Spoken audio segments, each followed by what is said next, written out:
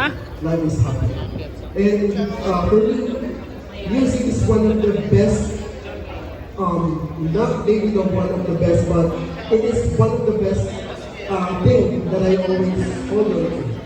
Because with my talent, I always sing whenever I'm sad or whenever I get stressed. So, yes, music is a big factor in my life.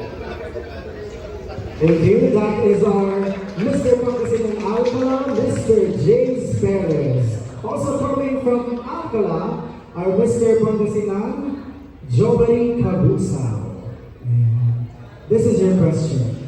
As someone who delivers talks on personal development, how do you believe your message impacts individuals, and what motivates you to continue sharing your insights and experiences with others? As a personality development teacher, the best thing that I can tell to my people or to my students is just to believe in themselves. Because no one will believe yourself aside from you. Even though people are discriminating you, as long as you believe in yourself, as long as you trust yourself, and God will do the rest. Thank you so much and have a great day. Thank you for those inspiring words, Mr. Alcala Jomari Cabusa. And I have here Mr. Asingan Gabriel Arizala. This is your question. As a student journalist, how do you perceive the role and relevance of journalism in society?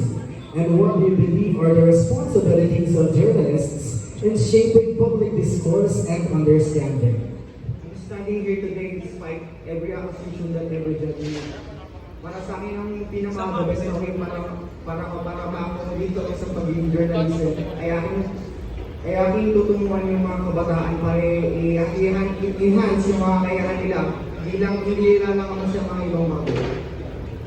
Thank you so much, Mr. Asingan. Let us all defend the press freedom. Let us have Mr. Bayambang Jomari Datwini. As a cancer survivor, how has your journey through illness shaped your perspective on life, resilience, and determination? And how do you use your experience to inspire others facing similar challenges? Thank you. As a cancer survivor and as someone who has been through a lot at a very young age, I experienced a lot. I've been bullied and people are afraid of me because they think that I am contagious. And I want to spread awareness about cancer, that not all people should avoid and should neglect those cancer patients because they are going through a lot. I want to share my personal experiences to help those, especially those children, to help them that in your challenges you can survive, because I already survived as well. Thank you. Thank you so much. Thank you so much, Mr. Bayamba Jomari Datwini. Let's have Mr. Binalongan Jerome Valdez. This is your question. How has your participation in sports shaped your character and taught you valuable lessons? And how it has influenced your approach to challenges both on and off the field?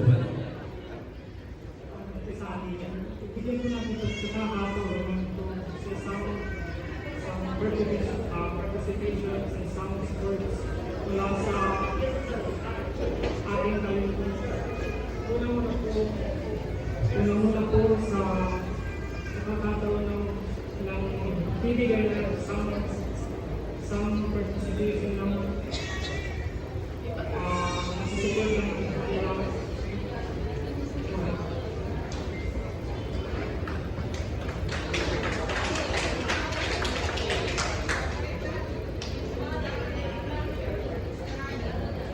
Thank you so much, Mr. Benmale. Let's have Mr. Benmale. Mr. Michael Cortez. Is right? Is good. Okay, so this is your question. How do you define success and what steps are you taking to achieve it? May repeat the question, sir. Once again, how do you define success and what steps are you taking to achieve it? Good afternoon. I define success through your own capability. I believe in this word that encourages accountability and accountability, that you have an own purpose in life. So be passionate of what you want, what you're doing, and be conquer it. And I believe you should be entitled your own life to achieve all your dreams to be. Thank you so much. Thank you so much, and dear all routine for all of you guys. That is our first batch of Mr. Pangasinan candidates. Thank you guys. You can now proceed backstage as we are now going to proceed and continue with our second batch.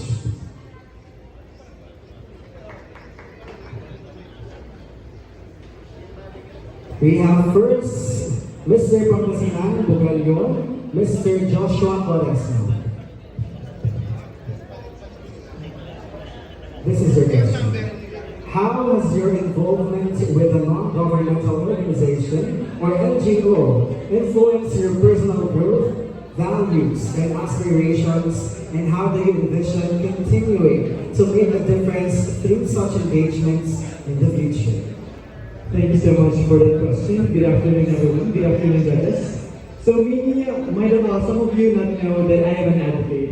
I became an advocate for about 3 years now, and I'm still continuing it, doing community service, transforming lives, and empowering communities. Now, how will I use this NGO to really help out those people? Well, the thing that I need to do is to not be just a voice, but to speak with action.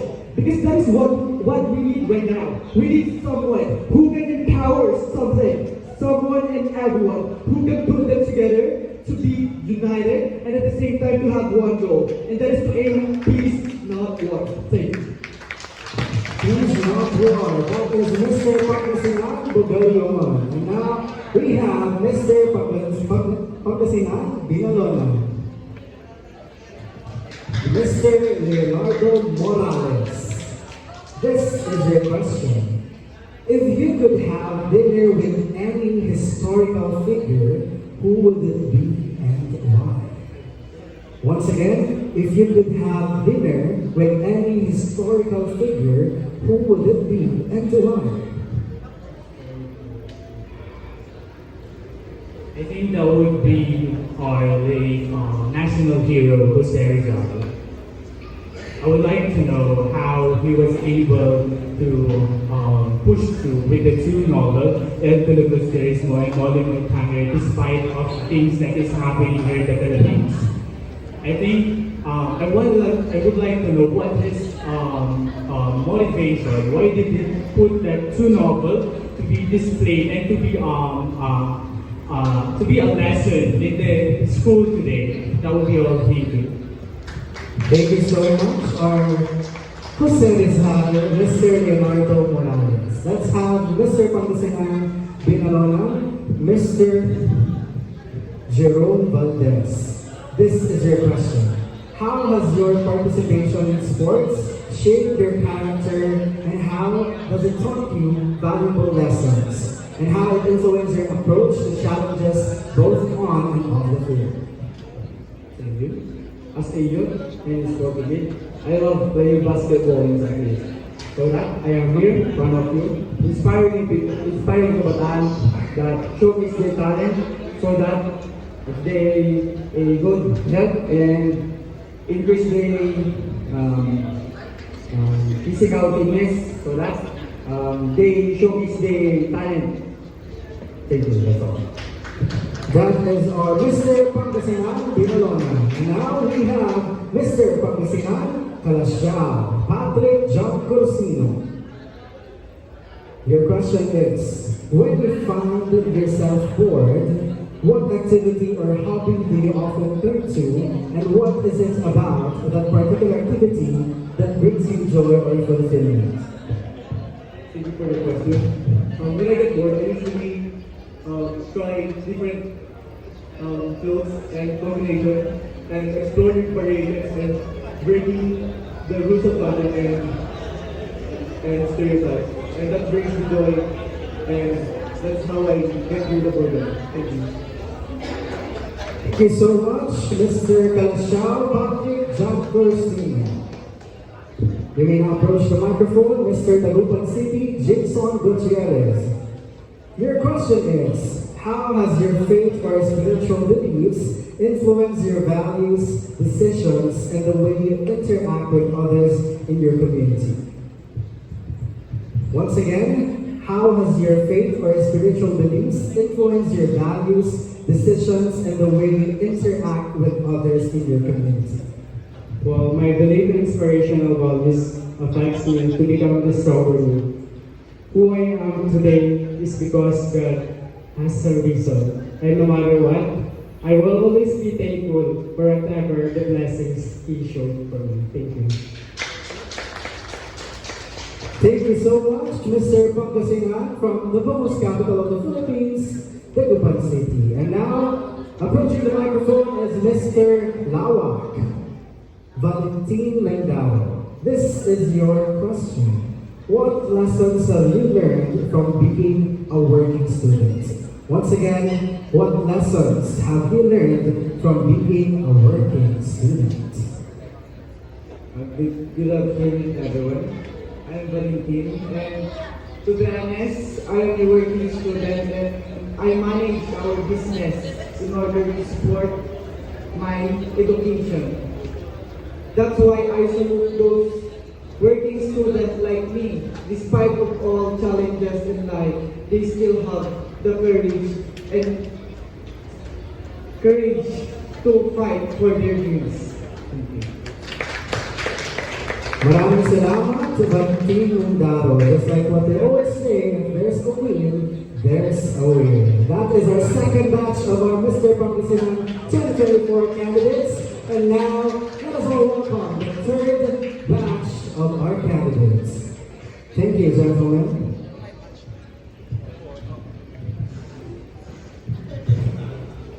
We have here Mr. Pangasinan Malasiki, Darren Beho Patungan.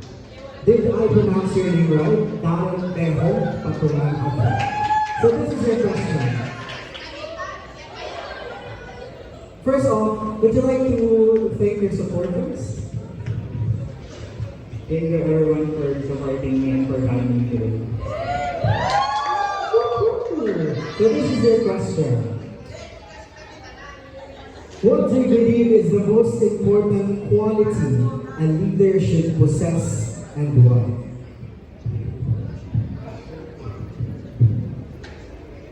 I repeat the question. What do you believe is the most important quality a leader should possess and why?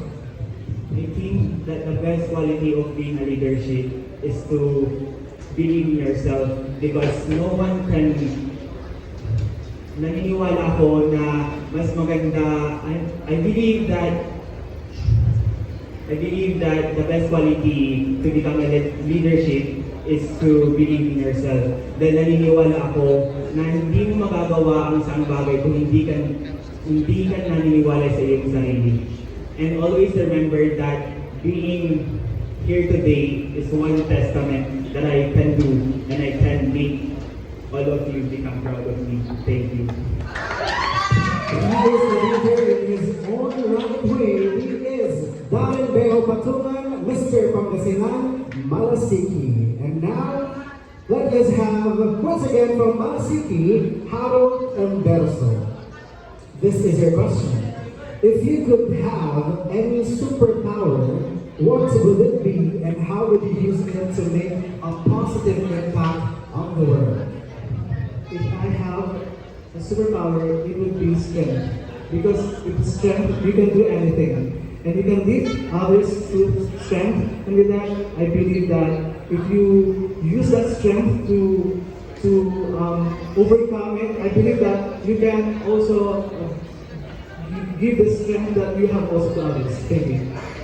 Thank you so much, Mr. Harold Emberso. And lastly from Malasiki, Mr. John Lawrence Meniguarina. This is your question. What's something about yourself that you're currently working on improving? Thank you for the question. Something that I'm proving to myself right now is leadership.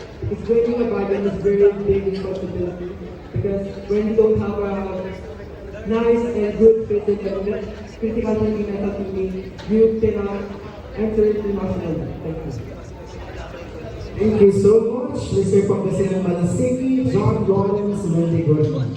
And now we have Mr. Pangasinan Pusurubio, Jerison Hasmini.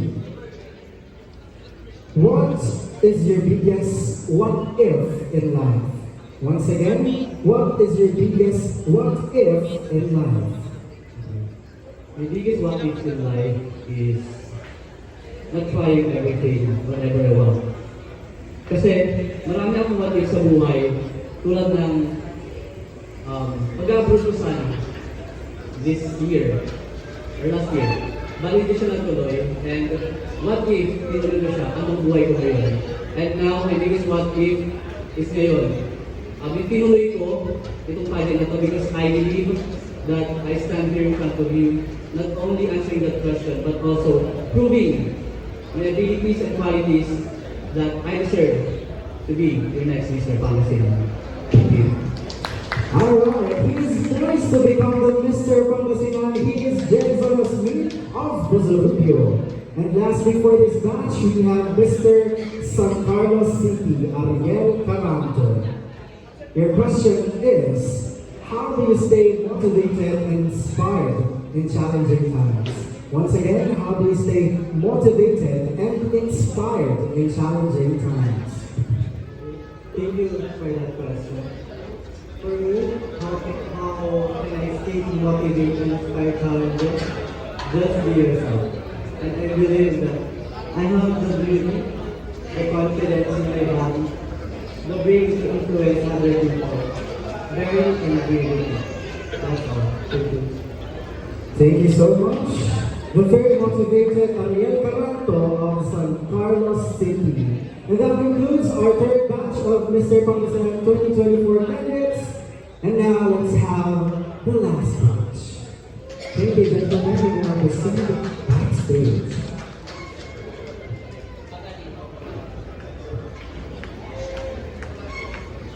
Let us have Mr. San Manuel, Mr. Harold Manila.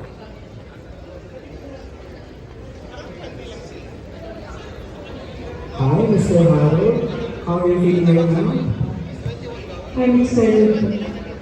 Okay, excited. So this is your question. If you were to advocate for the value of being talkative, how would you convince others that this trait is beneficial in both personal and professional settings?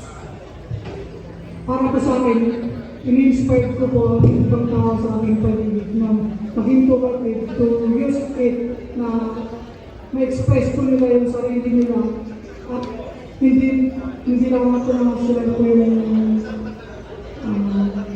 nakaka-analyze ko ng sarili. Yung lang ito sa akin.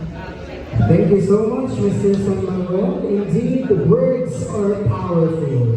Let us also have, again, from San Manuel, Mr. Mike Eldred Torres. You're so tall. And so, Mike, this is your question. What is the biggest risk you've ever taken and what did you learn from it? Again, what's the biggest risk you've ever taken and what did you learn from it? Do you know what, Mr. MC? Since the pandemic started, I sell foods to sustain my education now. And that's why I am resilient to face the any challenges that come to my life. And that lesson taught me on who and what I am today. Thank you. Thank you so much, Mike Elvin Torres of San Manuel. And now, coming from the host city of Urdaneta, Mr. Clifford J. Bagawisan. This is your question. What steps do you take to boost your confidence when facing challenges or in these situations? Ano pa daw yung kasi? Una mo po sa lahat, at ang dapat naman gawin ay magtiwala sa Panginoon. Dahil sa lahat ko ng situation na pinagdadaanan namin sa buhay, kaya mabibigyan ng pagsubok ng mga pinagdadaanan. Ngunit, ang confident, yan po ibigay ng grace ng Lord sa akin. Yung confident na yan, mabubuhos po natin ang sobrang kung magtitiwala na ng sobrang sa Panginoon. Dahil naniniwala ako sa verse na Philippians 4:8, I can do all things through Christ who strengthens us. Not me, but I don't need me. And, yun naman po. Thank you so much from the city of Urbaneta, Clifford J. Baguhisan. And of course, last but definitely not least, coming from city of Urbaneta, Mr. Jerry Velasco Jr. Good afternoon. This is your question. If you were to showcase a unique talent or special ability on this stage, what would it be and how do you believe it adds to your individuality and charm? May papakita akong talent na special talent ko po is kaya ko po pagalawin yung dalawang tenor ko, at saka kaya ko po mag-entertain ng dalawang tunog ng hayop, which is pig at sugar. Example ko ay tapos yung pig po, ganito po.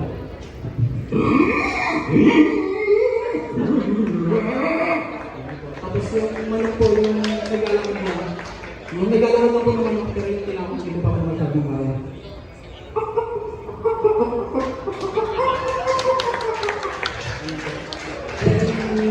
Yun po yung mga special na talent po na meron ako.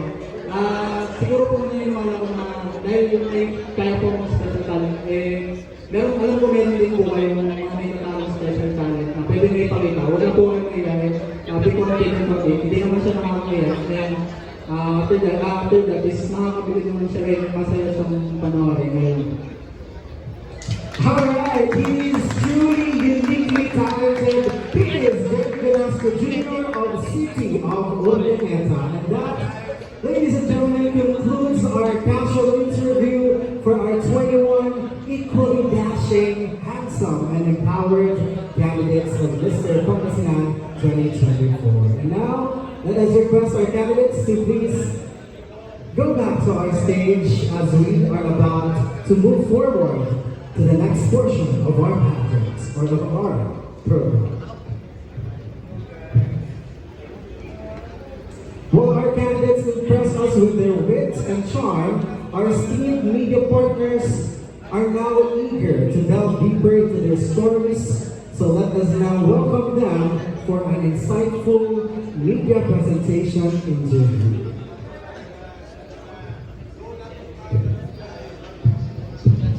So to our media friends, please feel free to ask our candidates about their personal lives, advocacies, what they're doing in life, everything under the sun.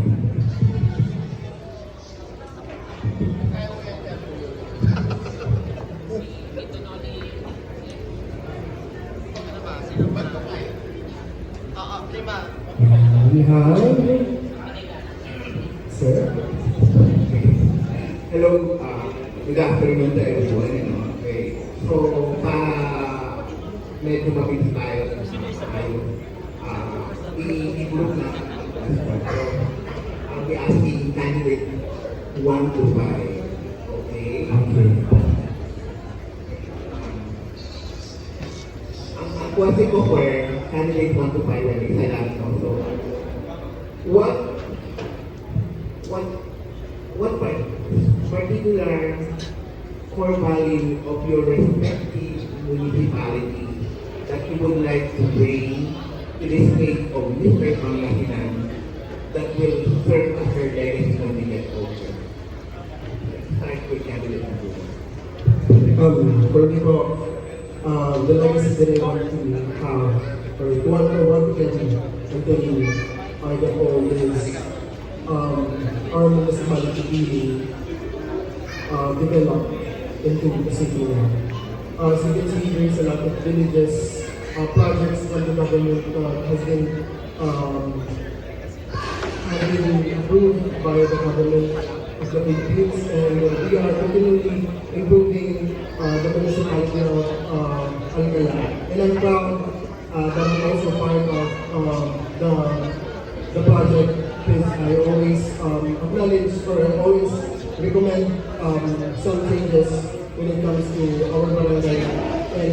And we should know that it should start with ourselves as people of our municipality to give feedback or to give or to request changes for our municipality or city to improve.